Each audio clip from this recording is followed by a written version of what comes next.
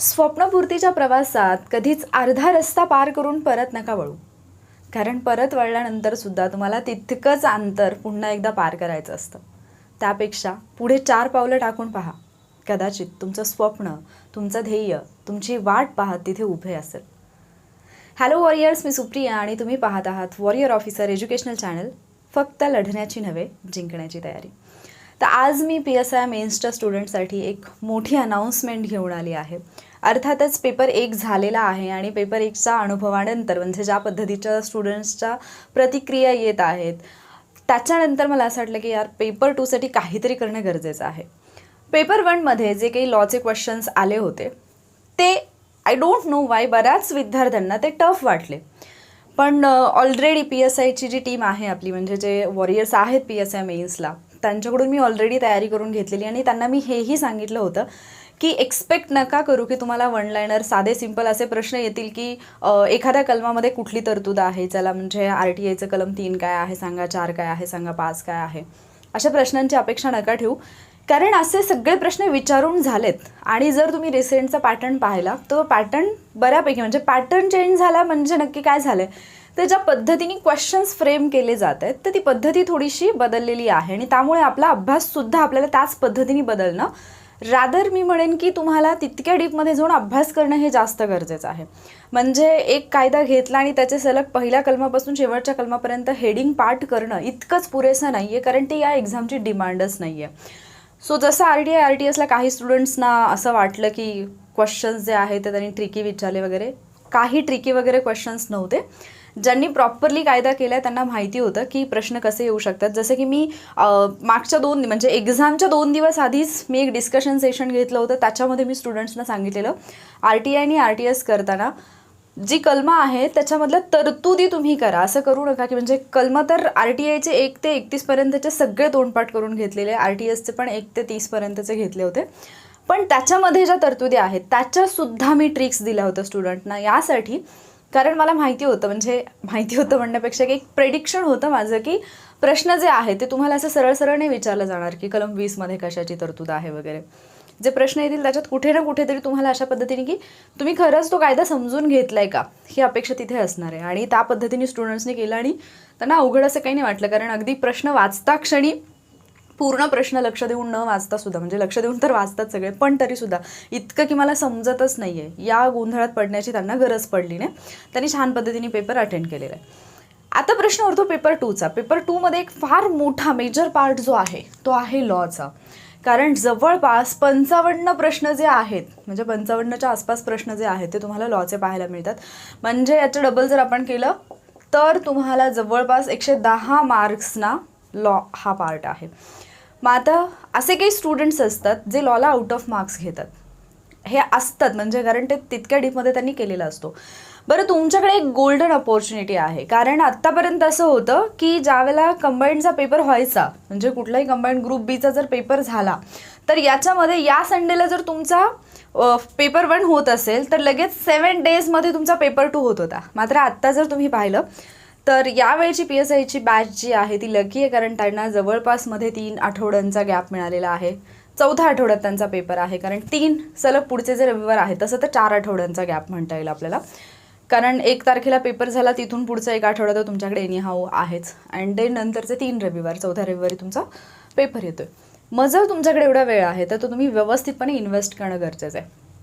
एक असतं की जे विद्यार्थी PSI मेन्सची तयारी करतात, ज्यावेळेला मेन्सच्या पेपर 2चा विचार येतो त्यावेळेला एक पॅटर्न ठरलेला असतो की GS आपण ऑलरेडी प्रीला केलेला आहे, मॅथ्स रिझनिंग आपण प्रीला केलेला आहे, त्यामुळे त्याच्यासाठी वेगळा असा वेळ देण्याची गरज नाही आहे. आता आपल्याला पूर्णपणे लॉवरती फोकस करायचा आणि स्टुडंट्स तसंच करतात.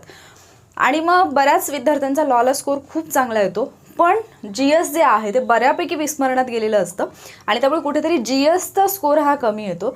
आणि मग ज्यावेळेला ओव्हरऑल सगळा पूर्ण पेपर 2चे ज्यावेळेला मार्क्स आपण काउंट करतो तर पेपर 1पेक्षा ते कम्पॅरेटिव्हली कमी असतात. पेपर 1 कसा गेला, पेपर 1चे मार्क्स किती येतील, पेपर 1चं मग आता कट ऑफला किती परिणाम होईल, मग माझा स्कोर एवढाच येतोय, हार्ड गेला सोपा गेला, या सगळ्या गोष्टींचा विचार तुम्ही थोडा वेळ बाजूला ठेवणं गरजेचं आहे. मी तर म्हणेन दुसऱ्या पेपरपर्यंत तुम्ही या गोष्टीमध्ये पडू नका, कारण तो पेपर तुमच्या दुसऱ्या पेपरवरती फार मोठा परिणाम करेल. जरी पेपर 1 तुम्हाला अवघड गेला असेल तरीसुद्धा, जरी पेपर 1 तुम्हाला बऱ्यापैकी गेला असेल आणि सोपा गेला असेल तरीसुद्धा पेपर 2 वरती फोकस करणं ही फार महत्त्वाची गोष्ट आहे, कारण दोन्ही पेपरचा मिळून तुमचा फायनल स्कोर येणार आहे. आणि जरी पहिला चान्स कुठेतरी तुम्हाला असं वाटलं असेल की यार मी थोडंफार कमी पडलो आहे किंवा कमी पडले, तर दुसऱ्या पेपरला तुमच्याकडे पूर्ण तो चान्स आहे की तुम्ही ती जी कमतरता आहे ती भरून काढाल. आणि म्हणून दुसऱ्या पेपरवरती या क्षणापासून फोकस करणं हे फार इम्पॉर्टंट आहे. मी तर कालच म्हणजे पेपरवरून आल्यानंतर लगेच स्टुडंट्सना सांगितलं की पेपर 1चा डिस्कशन करूच नका की याचं उत्तर काय असेल, मग हे चुकीचं असेल का, हे बरोबर असेल का, याच्यात आत्ता पडू नका. तुमचं काय बरोबर आलं, काय चुकलं हे सगळं नंतर पहा तुम्ही, कारण आत्ता तुम्ही पेपर 2 वरती फोकस करणं फार जास्त गरजेचं आहे. मग आता लॉ आणि GSचा स्टडी, मॅथ्स रिजनिंगचा स्टडी पॅरलली कसा मॅनेज करायचा हा एक प्रश्न आहे. ज्यांनी 1 वर्ष टाईमपास केलेला नाही आहे त्यांच्यासाठी हे अवघड नाही, कारण त्यांनी ऑलरेडी अभ्यास केला, त्यांना फक्त रिव्हिजन करायचे. जर तुम्ही PSIच्या बाबतीत फार सिरियस होता तर तुम्ही डेफिनेटली ते केलं असेल. पण काही लोक असेही असतील की ज्यांचा म्हणजे स्कोर काठावरती आहे, तळ्यात मळ्यात होतं, मग डिसाईड नाही करता आलं. बरेच लोक असे होते की ज्यांना नोकरीची गरज आहे प्रायोरिटी बेसिसवरती आणि त्याच्यामुळे त्यांनी थोडंसं सरळ सेवेकडे लक्ष दिलं असेल. या सगळ्या गोष्टींचा विचार करता जो उरलेला कालावधी आहे त्याच्यामध्ये आपण आपला 100% देऊन अभ्यास करणं फार गरजेचं आहे. आणि याच्यासाठी म्हणूनच लॉचे जे लेक्चर्स आहेत, सध्या तरी मी तुम्हाला IPC नाही, भारतीय पुरावा कायदा आणि महाराष्ट्र पोलीस अधिनियम या 2 कायद्याचे जे लेक्चर्स आहेत ते मी तुम्हाला कम्प्लिटली फ्रीमध्ये यूट्यूबवरती अवेलेबल करून देते, जिथे तुमचे सगळी कलमं पण पाठ होतील, जिथे तुमच्या कन्सेप्ट पण क्लिअर होतील, लक्षातही राहून जाईल. आणि जर प्रश्न आला तर तो कसा विचारला जातो हे सुद्धा तुम्हाला समजेल. प्रश्नाच्या माध्यमातून सुद्धा मी काही लेक्चर्स घेईन जिथे की तुमचं उत्तर बिलकुल चुकणार नाही याची खात्री मी घेऊ शकते, कारण तितक्या व्यवस्थितपणे मी ते कायदे जे आहेत ते एक्सप्लेन केलेत आणि विथ ट्रिक्स केलेत. त्यामुळे तुम्हाला वेगळी मेहनत नाही घ्यावी लागणार. म्हणजे मी तर असं म्हणेन की तुम्ही तेवढं जर लेक्चर केलं, जेवढे लेक्चर्स मी प्रोव्हाइड करते, तरी तुमचे हे 2 कायदे परफेक्ट होऊन जातील. प्लस मी काही नोट्स वगैरे शेअर करेन टेलिग्रामवरती आपल्या, तर त्याच्यावरून तुमचं हे जे कायदे आहेत ते होऊन जातील. IPC आणि CRPCसाठी मी ट्राय करेन जे महत्त्वाचे चॅप्टर आहेत, जे महत्त्वाचे सेक्शन्स आहेत, किमान त्याचे तरी व्हिडिओज अपलोड करण्याबद्दल किंवा तुम्हाला प्रोव्हाइड करून देईन मी. बट जेवढे मी देते तेवढे तरी तुम्ही पाहावं अशी माझी इच्छा आहे, कारण आत्तापर्यंत मी जेवढे लॉचे व्हिडिओज म्हणजे काही जे आपले मायनर ॲक्ट असतात त्याचे काही व्हिडिओज जे मी अपलोड केलेले आहेत ट्रिकचे वगैरे, तर त्याच्यानंतर मला खूप स्टुडंट्सनी रिक्वेस्ट केलेली की मॅम प्लीज मेन्ससाठी काहीतरी म्हणजे लेक्चर सिरीज वगैरे घ्या किंवा ॲटलिस्ट मायनर ॲक्ट करून द्या वगैरे. तर तुम्हाला माहिती असेल की 10 प्रश्न असतात भारतीय पुरावा कायद्याचे आणि 10 प्रश्न असतात महाराष्ट्र पोलीस अधिनियमचे, म्हणजे जवळपास 20 आणि 20 मार्क, म्हणजे खूप मोठा पार्ट आहे हा. सो इतक्या मार्क्सची तयारी तुमची व्यवस्थित होऊ शकते. आणि प्लस मी जसं म्हटलं की मी डेफिनेटली देईनच, म्हणजे जे हे आहे आपलं CRPC असेल किंवा भारतीय दंडसंहिता असेल, IPC आणि CRPC या दोन्हीच्या सुद्धा लेक्चर्स मी देईन. बट सुरुवातीला इतके तर मी तुम्हाला 100% प्रोव्हाइड करून देते. लेक्चर्सवरतीच आपल्या यूट्यूब चॅनलवरती वॉरियर ऑफिसरवरतीच हे लेक्चर्स तुम्हाला मिळतील. त्यापूर्वी एक प्लेलिस्ट मी तुमच्यासोबत शेअर करेन, आपल्या टेलिग्राम चॅनलवरती लिंक मी शेअर करेन, जिथे की जेवढे आत्ता यापूर्वी मी घेतलेले आहेत, काही ट्रिक्सचे व्हिडिओज आहेत, काही रिव्हिजनसाठी केलेले लेक्चर्स आहेत, तर ते मी प्रोव्हाइड करते. ते तुम्ही पाहून घ्या आधी. तुम्हाला जर वाटलं की हां मला समजतं आहे, मी एकदा लेक्चर पाहिलं तरी माझ्या लक्षात राहतो हा कायदा आणि मला वेगळं काही करायची गरज नाही आहे, जर तुम्हाला असा फील येत असेल तर डेफिनेटली तुम्ही इथून पुढे जे मी लेक्चर्स तुम्हाला प्रोव्हाइड करेन ते पाहून घ्या. तुम्ही लास्ट मोमेंटला एखादी बॅच जॉईन करणं आणि मग शेवटच्या दिवसामध्ये काय काय करावं असा हा प्रश्न होतो. आणि त्यावेळेला जे तुम्ही म्हणजे बॅच जॉईन केलेली जरी असेल तरी तुमचे ते लेक्चर्स पाहून कंप्लीट होत नाहीत आणि ते एक बर्डन राहतं. सो जरी तुम्ही करणार असाल जॉईन, तरी मी असं नाही म्हणणार की करू नका. तुम्ही फुल टाईम स्टडी करत असाल, तुम्ही तितक्या डेडिकेशननी करत असाल, काही करून लेक्चर कंप्लीट करण्याची तुमची तयारी असेल तर डेफिनेटली तुम्ही कुठलीही बॅच जॉईन करू शकता. बट मी कुठलीही बॅच घेत नाही आहे पेपर 2साठी, मी हे तुम्हाला फ्रीमध्ये अवेलेबल करून देते. आणि दुसरा मुद्दा आहे तो GS. आता GSचं काय करायचं, तर GSच्या बाबतीमध्ये एक गोष्ट लक्षात घ्या की पॉलिटी आणि जॉग्रफीचे जे हे आहेत डेली स्टडी टार्गेट्स आहेत ते मी 180 डेजमध्ये सुरू केलेले आहेत आजपासून. 180 डेज हे एक चॅलेंज आहे कोणासाठी, तर जे 2024च्या कंबाईंड प्रीची तयारी करतात त्या स्टुडंटसाठी, जिथे की मी डेली स्टडी टार्गेट्स देते. आणि त्या स्टुडंटसाठी मी पॉलिटी आणि जॉग्रफीचे स्टडी टार्गेट द्यायला सुरुवात केली आहे. अर्थातच तुम्हाला प्रीला आणि मेन्सला टॉपिक तर बऱ्यापैकी सेम आहेत. सो त्या प्लॅननुसार जरी तुम्ही गेलात किंवा तिथे 2 दिवसांचं कंबाईन करून एका दिवसामध्ये जरी तुम्ही केलं तरी तुमचं GSसुद्धा कंप्लीट होईल. याच्यासोबत पॅरलली मॅथ्स रिजनिंगचे टॉपिक देईन, मग पॉलिटी जॉग्रफी झाल्यानंतर देईन हिस्ट्री. ठीक आहे. सो अशा पद्धतीने तुमचं GS पण कम्प्लीट होईल, लॉ पण कम्प्लीट होईल आणि दुसऱ्या पेपरला जाताना एक तुमच्याकडे म्हणजे एक सेन्स ऑफ कम्प्लिशन ज्याला आपण म्हणतो, तर ते सॅटिस्फॅक्शन तुम्हाला असेल की अरे यार मी व्यवस्थित केले. दुसरा मुद्दा की जे 180 डेज चॅलेंजवाले स्टुडंट्स आहेत त्यांना जे मी देते त्यांना मी डेली 1 टॉपिक देते फक्त. का? कारण म्हणजे 1 टॉपिक इन द सेन्स पॉलिटीचा एक, जॉग्रफीचा एक, देन करंट अफेअर्स पॅरलली ते करतात आणि मॅथ्स रिझनिंग आता मी ॲड करते त्यांना. सो त्यांच्यासाठी हे असं का आहे? कारण त्यांना 2024ची एक्झाम करायची. बरेच स्टुडंट आहेत जे फ्रेशर आहेत, ज्यांनी कधी वाचलेले नाही, सो त्यांना तितका वेळ लागू शकतो. पण तुम्ही प्रीला ऑलरेडी केले, तुम्ही ते क्वेश्चन सॉल्व्ह करून तुम्ही प्री क्वालिफाय झालेले आहात, म्हणजे तुमचा अभ्यास बऱ्यापैकी झालेला आहे या टॉपिकचा. त्यामुळे तुम्ही एक काम करू शकता की जर 2 दिवसाचं टार्गेट आहे किंवा 3 दिवसाचं आहे तर ते तुम्ही एकाच दिवसात कंप्लीट कराल हे जे टॉपिक आहेत. कारण तुम्हाला तर फक्त रिव्हिजन करायचे आणि जे पॉईंट असे आहेत जे की तुमच्या विस्मरणात गेलेत, ज्याला रिव्हिजनची गरज आहे, ते फक्त तुम्हाला प्रॉपरली करायच्यात. सो या वेळी गेलात तुम्ही तर खूप छान पद्धतीने पेपर 2ची तुमची तयारी होऊ शकते. मॅथ्स रिझनिंगसाठी 2019, 20, 21 हे जे 3 पेपर आहेत त्याच्यामध्ये आलेले जे 15 प्रश्न आहेत मॅथ्स रिझनिंगचे, त्या प्रश्नांमधून हे करा, टॉपिक सॉर्ट आउट करा की कुठल्या टॉपिकवरती प्रश्न आला आहे आणि त्याच्यानुसारच तयारी करा. म्हणजे ते टॉपिक जे आहेत ते परफेक्ट करा आधी, प्रायोरिटी बेसिसवरती ते करा. देन तुम्हाला वाटलं की अरे माझं सगळं झालं आहे, माझ्याकडे भरपूर वेळ आहे, तर मग तुम्हाला बाकीचे जे वाटतात इम्पॉर्टंट ते करा. देन मॅथ्स रिझनिंगसाठी एक गोष्ट मी नक्की सांगेन की खूप महत्त्वाचा फॅक्टर ठरतो हा तुमच्या रिझल्टमध्ये. कारण खूप स्टुडंटसाठी मॅथ्स रिझनिंग हा खूप अवघड वाटणारा टॉपिक असतो किंवा टाईम कन्झ्युमिंग आहे, त्यामुळे बरेच लोक त्याला इग्नोरही करतात. पण जर तुम्ही त्याच्यावरती कमांड मिळवली, तुमची प्रॅक्टिस चांगली असेल, तुम्हाला टाईम मॅनेज करता येत असेल, सगळ्यात महत्त्वाचं आहे की तुम्हाला टाईम मॅनेज करता येतं, तुम्ही गणितात किती हुशार आहात याच्याहीपेक्षा जास्त इम्पॉर्टंट आहे की तुम्हाला एक्झाममध्ये गणितं सोडवताना टाईम मॅनेज करता येतोय का. जर तुम्हाला टाईम मॅनेज करता आला गणिताचा तर तुम्ही तिथे प्लसमध्ये राहतात, बाकी स्टुडंटपेक्षा तुम्ही रेसमध्ये पुढे राहतात. सो जर होत असेल शक्य तर ते करा. आणि सगळ्यात महत्त्वाचा पॉईंट येतो तो म्हणजे टेस्ट सिरीज. आता मी काही कुठली टेस्ट सिरीज तुम्हाला अवेलेबल करून देत नाही आहे, बट मी हे तुम्हाला सांगते की 2017पासून 2017, देन 18, 19, 20 आणि 21 हे जे पेपर्स झालेले आहेत.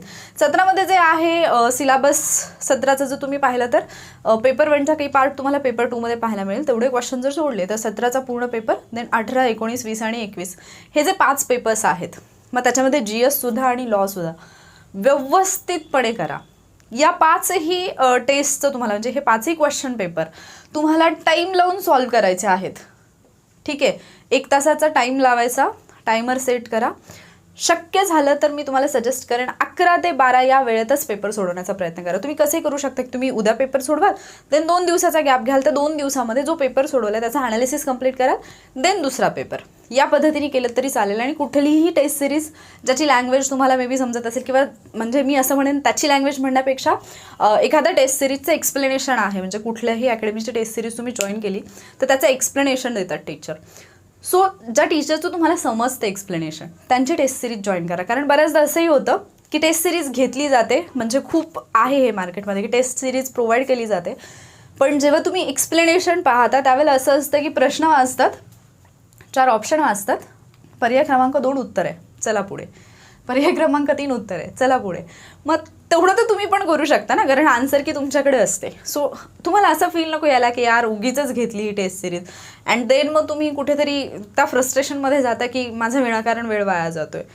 मग ते होऊ नये याच्यासाठी आधी त्यांचं एखादं डेमो लेक्चर, जे काही सेशन त्यांनी जे काही प्रोव्हाइड केलेलं असेल ते पहा. तुम्हाला कळलं की हां बाबा या शिक्षकांनी शिकवलेलं मला समजतंय, ते छान पद्धतीने एक्सप्लेन करतायत, डीपमध्ये एक्सप्लेन करतायत आणि मला फायदा होईल, देन गो फॉर दॅट.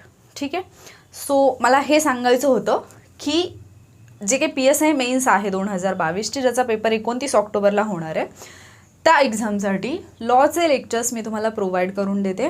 बऱ्याच गोष्टी येतील हळूहळू पुढे, कारण मी पेपर 1ला ॲक्च्युली जी PSIची बॅच आहे आत्ताची, म्हणजे जे चॅलेंज घेतलेलं आहे मी ते फक्त लॉसाठी घेतलेलं होतं.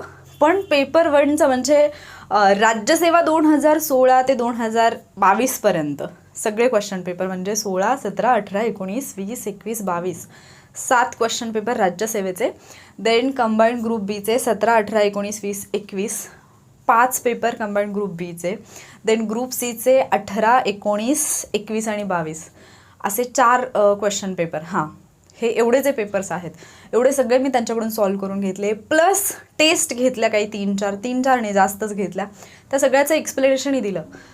कारण मला असं वाटतं की म्हणजे आपण जरी लॉसाठी घेतलं असेल तरी हे स्टुडंटचं डेडिकेशनही करतात, तर अर्थात त्यांची म्हणजे हेल्प करणं माझं काम आहे. पेपर 1च्या बाबतीत माझी रिस्पॉन्सिबिलिटी फक्त RTA आणि RTS बद्दल होती, पण तरीसुद्धा बाकी सब्जेक्ट पण करून घेतले कारण ते तेवढं डेडिकेशननी करत होते. सो जेवढे पण लोक आता हे फॉलो करतील, जर तुम्ही त्या पद्धतीने डेडिकेशननी करता हे मला जाणवलं किंवा त्या पद्धतीने तुमचा रिस्पॉन्स आला मला व्हिडिओनंतर, तर डेफिनेटली मी तुम्हाला खूप गोष्टी प्रोव्हाइड करेन ज्या तुम्ही कदाचित इमॅजिन पण नाही करणार की इतक्या लेवलपर्यंत जाऊन कोणी आपल्याला सांगू शकतं एक्झामच्या बाबतीत. म्हणजे मी एक्झामच्या 1 दिवस आधीपर्यंत प्रत्येक गोष्ट, एखादा पॉईंट जर असा माझ्या लक्षात आला की इथे स्टुडंट कन्फ्यूज होऊ शकतात, तर ते सुद्धा मी स्टुडंट्सना सेंड केलेलं होतं की असा जर प्रश्न आला तर हे काळजीपूर्वक वाचा. आणि जेवढे क्वेश्चन पेपर आम्ही घेतलेत, खूप प्रश्न त्याच्यातून रिपीट आहेत, खूप प्रश्न म्हणजे एक 2-3 प्रश्न जर ऑड सोडले मराठीमध्ये आणि इंग्लिशमध्ये, तर ऑलमोस्ट बाकीचा जो पेपर आहे तो जसाच्या तसा आपल्याला, म्हणजे जसाच्या तसा इन द सेन्स अगदी ॲज इट इज जरी क्वेश्चन आला नसेल तरी आधी सोडवलेल्या क्वेश्चन पेपरवरून, त्या प्रॅक्टिसवरून त्या प्रश्नाचं उत्तर तुम्ही देऊ शकता, अशा पद्धतीने आलं आहे. फक्त आता एक असतं की एक्झाम हॉलमध्ये गेल्यानंतर आपलं टेम्परामेंट, आपल्याला त्या गोष्टी कंट्रोल करता येत आहेत की नाही, घाई होणं, वेळ न पूर्ण, भीती वाटणं, या सगळ्या गोष्टी असतात. हा मग ज्याचा त्याचा वैयक्तिक प्रश्न असतो की तुम्ही कुठल्या लेवलपर्यंत जाऊन या गोष्टी हँडल करू शकता. ते ज्याला हँडल करता आलं मग तो चांगल्या पद्धतीने परफॉर्म करू शकतो.